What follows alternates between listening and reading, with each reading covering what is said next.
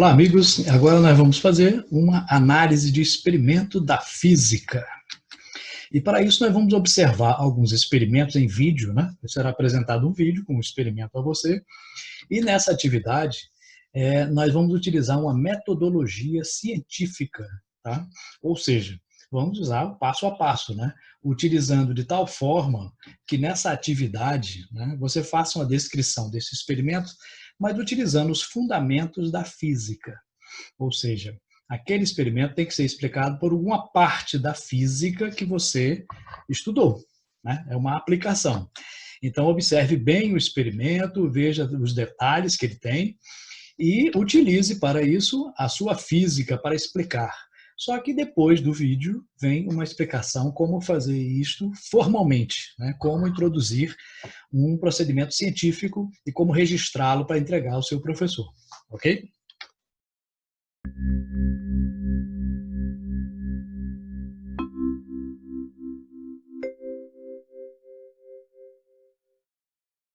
Neste vídeo, observaremos o fenômeno de refração, que é uma característica de todos os tipos de ondas, inclusive da luz.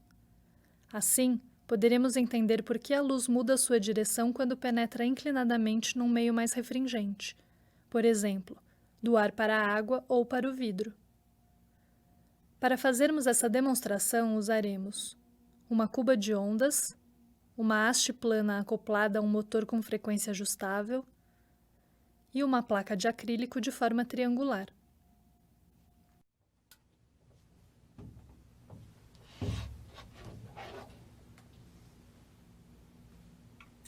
Ao ligarmos o motor, a haste plana começa a fazer um movimento vertical na superfície da água, formando ondas planas que são projetadas na tela por meio de um espelho.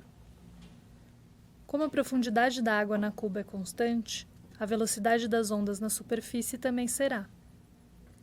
Assim, se alterarmos a profundidade colocando uma placa triangular dentro da água, faremos com que a lâmina d'água tenha uma profundidade bem menor. Isso irá alterar a velocidade das ondas nessa região. Além disso, na tela podemos visualizar o fenômeno chamado de refração. Ao passar pela região mais rasa, acima do acrílico, vemos que a onda plana muda sua direção de propagação. Isso acontece pois na parte mais rasa a velocidade das ondas diminui, provocando um atraso nas frentes de onda. Podemos ver também que as ondas que passam sobre a placa de acrílico possuem um comprimento de onda menor, pois a sua velocidade fica menor.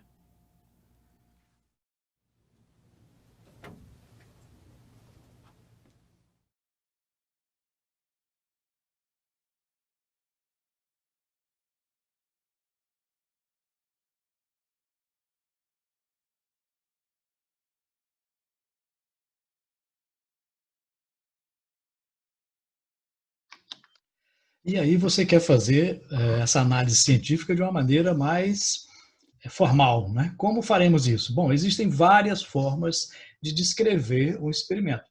Aqui é uma delas, mas qualquer uma outra tem que conter, pelo menos, essas informações. No início, né, na primeira parte, vamos identificar, localizar a área, o título e o objetivo.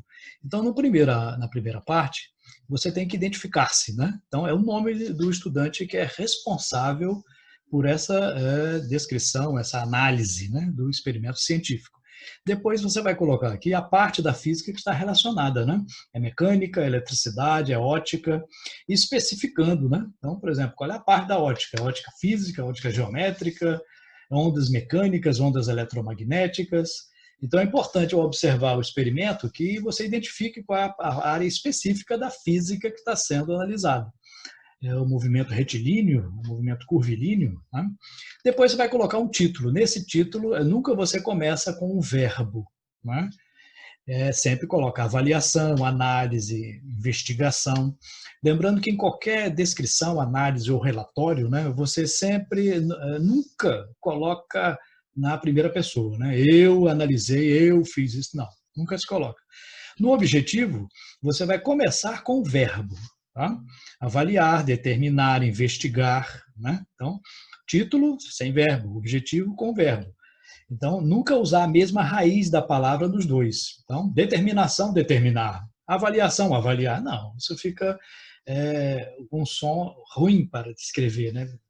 Isso denota pobreza de linguagem, né? Que não se deve ter em um relatório científico, né? Na segunda parte, nós iremos fazer uma representação esquemática e os materiais utilizados, né? Na representação, né, você vai colocar aqui, ilustrar o que foi analisado em forma de esquemas ou desenhos, né? Não precisa ser um desenho artístico, bonito, não, mas um desenho que possa se identificar o que é. Pode ser triângulos, quadrados, círculos, não tem problema. Pode ser figura geométrica, mas que identifique com um nome ou então com uma referência. Você vai visualizar o experimento indicando as partes principais deste experimento. Depois vai colocar os materiais que foram utilizados, né? Foi utilizado uma régua para quê? Para isso foi utilizado. Então a descrição tem que colocar os materiais e como eles foram utilizados ali naquele experimento. Okay? Na terceira, sim, importante nessa parte, deve-se colocar os detalhes do experimento observado. Ou seja, né, tem que ficar sempre bem detalhado, é a parte mais detalhada de uma descrição ou de um relatório, né, de uma coisa que você está observando. E a terceira e última parte, você vai colocar quais os princípios da física que foram identificados naquele fenômeno. Nessa primeira parte aqui, você vai enumerar conceitos, leis, lei de Newton, primeira lei de Newton, segunda lei de Newton, né? Qual é o princípio da termodinâmica, qual é a teoria da física que foi comprovada, qual é o conceito físico que está relacionado àquele experimento. E na última parte você vai fazer uma discussão dos resultados, né? Você vai interpretar aquilo que foi observado baseado nos princípios que você identificou. Acontece isso por causa do princípio tal, tal e tal. Então é importante colocar essa última parte. Assim você terá feito uma análise de um experimento adequadamente. Ok?